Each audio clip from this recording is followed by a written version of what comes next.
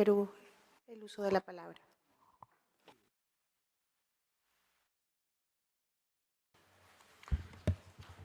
Buenas tardes, señor presidente, señores ministros, señor secretario general, señores representantes, señores observadores, americanos y americanas que nos escuchan en forma directa a través del canal de esta sede, la OEA. En primer lugar, deseo manifestar mi plena e irrestricta e incondicional, así como la de mi país, solidaridad con los señores Edmundo González, María Corina Machado y los millones abrumadoramente mayoritarios en Venezuela y fuera de Venezuela que ruegan, que aspiran por vivir en libertad y no bajo el oprobio de un régimen que tiene 25 años, reitero, señores, 25 años en el poder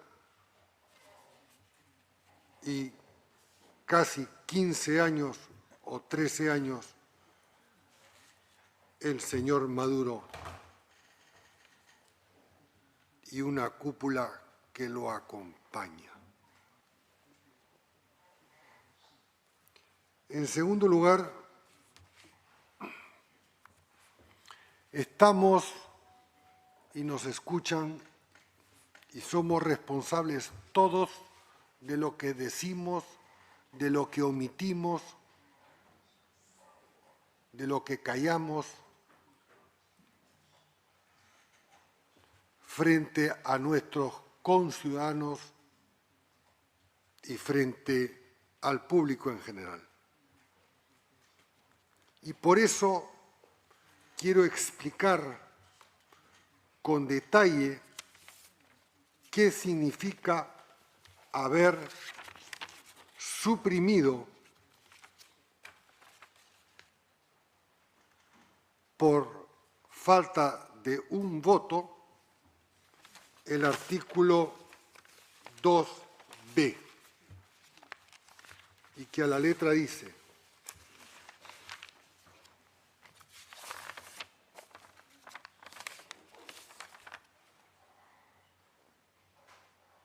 instar al Consejo Nacional Electoral de la República Bolivariana de Venezuela a que a. Publique inmediatamente los resultados de la votación de las elecciones presidenciales a nivel de cada mes electoral, para lo cual es un paso esencial. B. Como lo han solicitado los actores políticos venezolanos relevantes, que se lleve a cabo una verificación integral en presencia de organizaciones de observación independientes para garantizar la transparencia, credibilidad, legitimidad y de los resultados.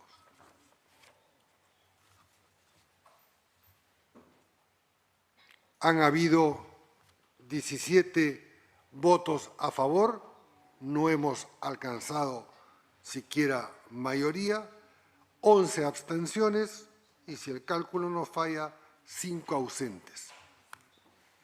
¿Qué significa abstenerse? En el fondo es no tener la suficiente voluntad de expresar que están a favor de la verificación de los votos que asignan, en teoría, la victoria al señor Maduro. Pero aún es peor por quienes no se han apersonado, siquiera por la vía electrónica o por Internet. 5 miembros de este organismo internacional. Y para abortar los regímenes que se quieren perpetuar en el poder,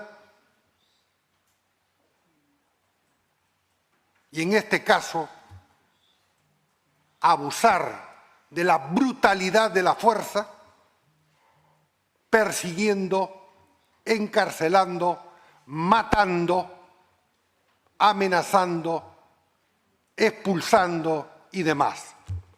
Ahora bien, yo me pregunto si acaso nosotros no leemos, los presentes, los ausentes y quienes se han abstenido, los periódicos de hace 4, 5 o 7 años. No sabemos de la existencia del señor Leopoldo López, hace 2 o 3 años perseguido y teniendo que vivir en el exterior para no sufrir carcelería. ¿Acaso no sabemos que la señora Corina Machado, el señor Edmundo González, el verdadero legítimo presidente electo de Venezuela, no han sido encausados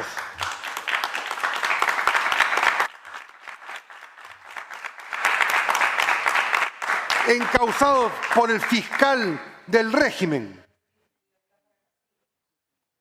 para procesarlos y encarcelarlos, intimidarlos, incluso rechazando la generosa, oportuna, democrática y conforme al derecho de asilo del ofrecimiento de Costa Rica por la voz del muy distinguido canciller de dicho país, haciendo gala a la historia democrática de Costa Rica. No es, pues, una nueva historia. Este proceso electoral nació fraudulento, señores, desde el primer día. Se vetó a la candidatura de María Corina Machado, o lo hemos olvidado. Tuvo que esperar la agrupación que integra 3 minutos antes de la propia ley electoral para escribir al señor Edmundo González y no darle tiempo a la dictadura para vetarlo igual que a ella por el Tribunal Supremo de Justicia. Acusada sin pruebas, pese a lo cual hasta ahora la señora Machado no pesa sentencia judicial y menos aún una investigación preliminar con pruebas. La reducción de la presencia de observaciones internacionales. Se anuló la invitación a observadores que el propio régimen había invitado y solo se permitió la presencia del incuestionable Centro Carter de los Estados Unidos. Y que en concreto dice, y me permito, para que no se crea invento, subrayar leyendo: no ha alcanzado los estándares internacionales de integridad electoral en ninguna, subrayo, en ninguna de las etapas relevantes y ha infringido numerosos preceptos de la propia legislación nacional. Las autoridades del Consejo Nacional Electoral mostraron parcialidad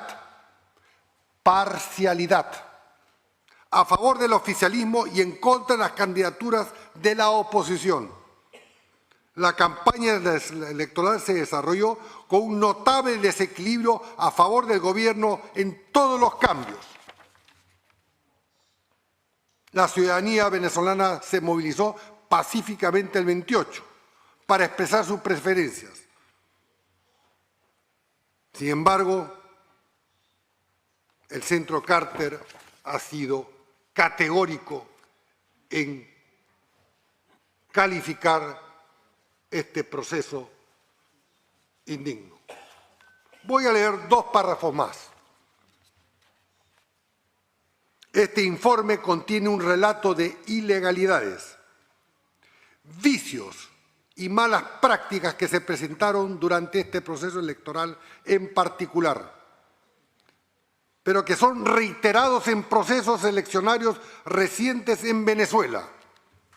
La evidencia denota un intento del régimen por desconocer, repito, intento del régimen por desconocer la voluntad mayoritaria expresada en las urnas por millones de venezolanos y venezolanas. El régimen de Maduro, cita textual, página web. Nuevamente ha traicionado, la palabra es traicionado, al pueblo venezolano. En conclusión, dado que no hay sustento público documental que respalde los datos anunciados por el Consejo Nacional Electoral, y en cambio existe información de diversas fuentes que los contradicen, es el criterio técnico del Departamento de la Cooperación y Observación Electoral de que los resultados oficiales no merecen confianza ni deberían recibir reconocimiento democrático. ¿De quién es este informe, señor presidente? Porque usted le dedicó 2 horas y media a 15 delegados en la otra sala para persuadirnos de quitar el segundo B y no lo aceptamos. ¿De quién es este informe? Del señor secretario general, del que está sentado a su derecha, del señor Almagro. Informe público. Y entonces, ¿qué decimos los presentes? Los que se han abstenido, los que no están, los que votaron en contra, ¿van a descalificar la misión técnica de la propia organización que nos convoca o que hemos convocado varios países?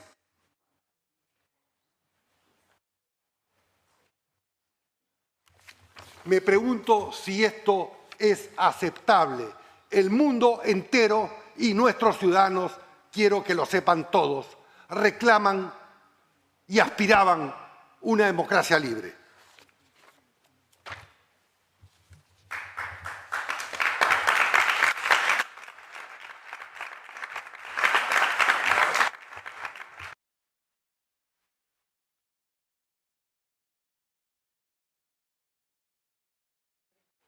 ¿Qué nos dice el principio de primacía de la realidad, señor presidente? Primero, que la agrupación que postuló a Edmundo González a la presidencia de la República tiene, a las 12 de la mañana del día de hoy, el 90% del escrutinio de las actas válidas, oficiales, que dan 39 puntos de diferencia a favor del señor González. ¿Qué nos dice el principio de la incapacidad material? Principio de la primacía de la realidad, filosofía política, principio de la incapacidad material, filosofía política. ¿Qué nos dice? Que el señor Maduro no ha podido ni podrá demostrar su victoria porque el lunes de la madrugada del día 29, al haber sostenido la autoridad electoral que al 80% del conteo de las actas lo declaraba ganador, aún no ha mostrado, entonces no había mostrado ni una sola acta, las prometió para el día subsiguiente, para el día siguiente. Sin embargo, a las 11 de la mañana, sin acta alguna, el señor Maduro fue proclamado por la Junta Electoral a la que le responde.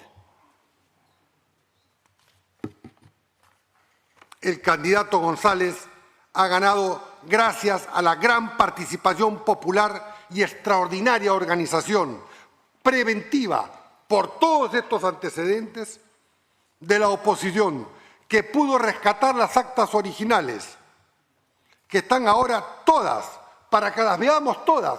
Pediría que las muestren. Tengo el link. al acceso de todo el mundo.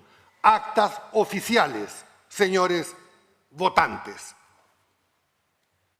Lo cual es un hecho, no es una suposición, es un hecho. A estas alturas, 3 días después de realizados los comicios, ya no cabe aceptar actas de parte de la autoridad electoral, porque si no pudo presentarlas faltando el 20% sin haberlas sustentado, 7 horas después proclamando al señor Maduro, ¿qué podemos esperar 72 horas después? ¿Sabe qué? Lo que hemos aprobado.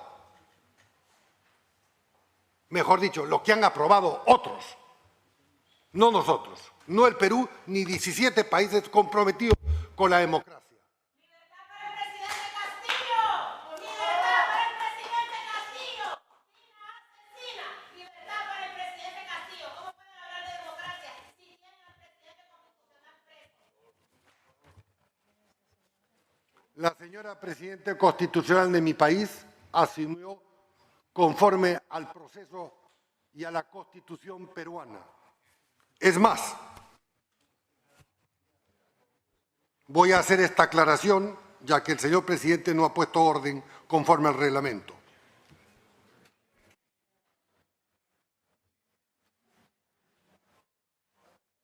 Hubo un representante ausente que encontrándome en una esquina, en una reunión, me dijo: es muy fácil la solución con ustedes. Entrégame a Castillo y mando un avión por él. Lo tengo en chat, señor presidente. Y yo, con esa pausa de persona curtida en estos ambientes, dije: ok, preséntame una nota verbal, que nunca llegó.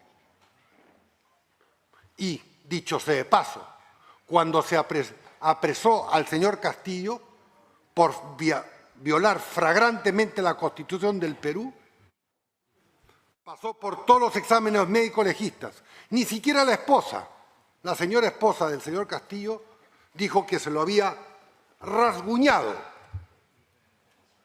No hubo nadie en el mundo, ni siquiera, yo le preguntaba al señor secretario general en una reunión, ni siquiera una persona, ni peruana ni extranjera. Sin embargo, a los 4 días llegaron 3 comisionados de esta organización para verificar el estado de salud del señor Castillo. Turismo político e ideologizado.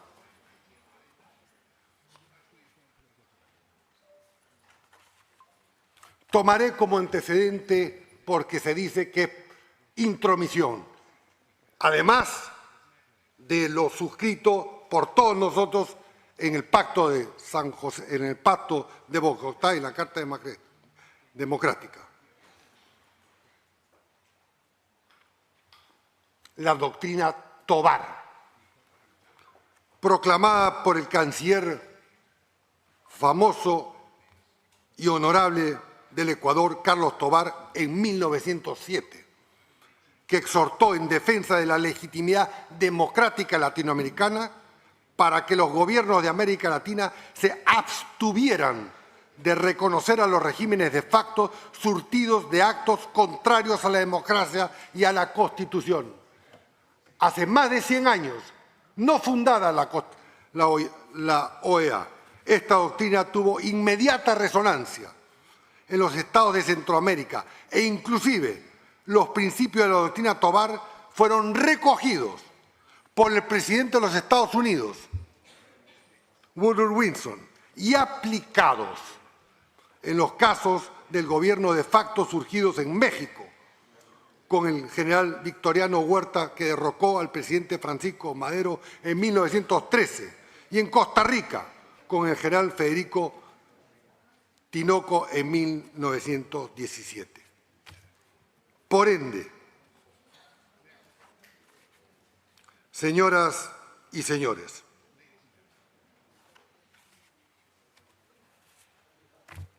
Aquí no es, y se ha dicho, pero valga la importancia repetirlo, no es el debate sobre si tal o cual persona profesa una ideología. O se es demócrata o no se es demócrata. No cabe la posibilidad de ser medio demócrata.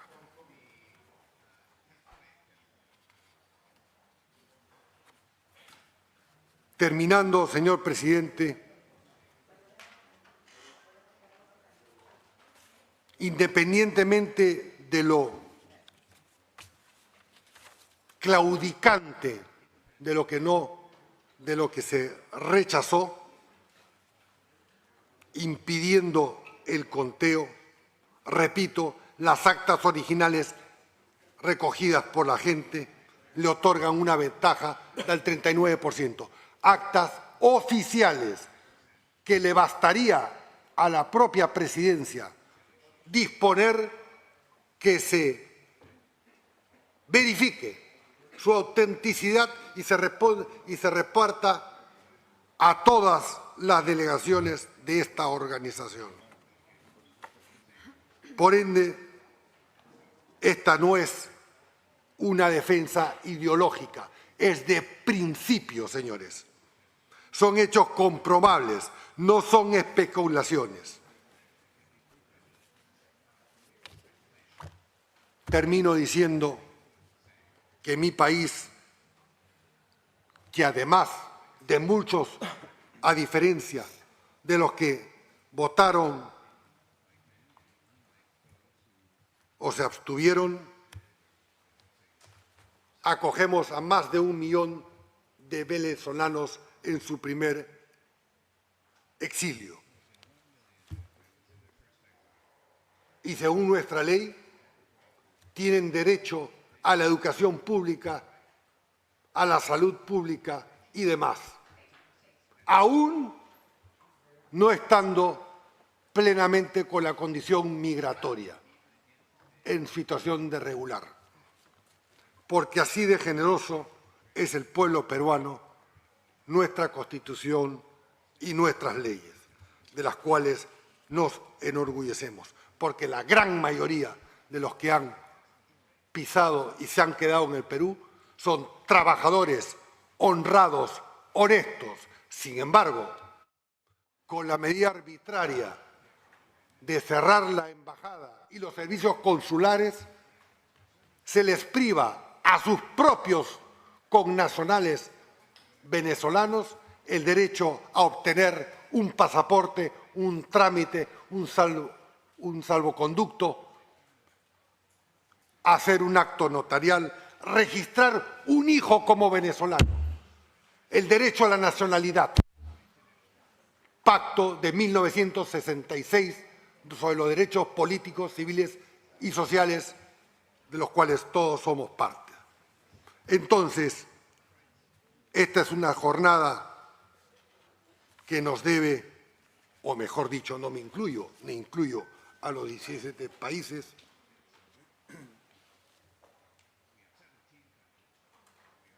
llamar a profunda reflexión. Más aún, aquellos que pretenden ejercer la próxima Secretaría General de las Naciones Unidas, de la Organización de Estados Americanos. Porque o se está con la carta para poder justamente efectuar un informe, una observación, como lo realizado y publicado como el señor Almagro, o se está con la dictadura. Cualquiera esta sea, presente o futura. Porque de esta manera no nos vamos, con esta reunión, señor presidente, no nos vamos a vacunar ningún país a elecciones fraudulentas, a elecciones amañadas. ¿Qué verificación se puede exigir cuando todas las actas son oficiales y están en la web? ¿Qué más se necesita? ¿Necesita viajar una delegación?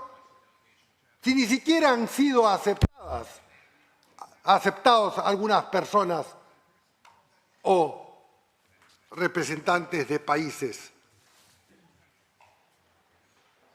incluso que se abstuvieron.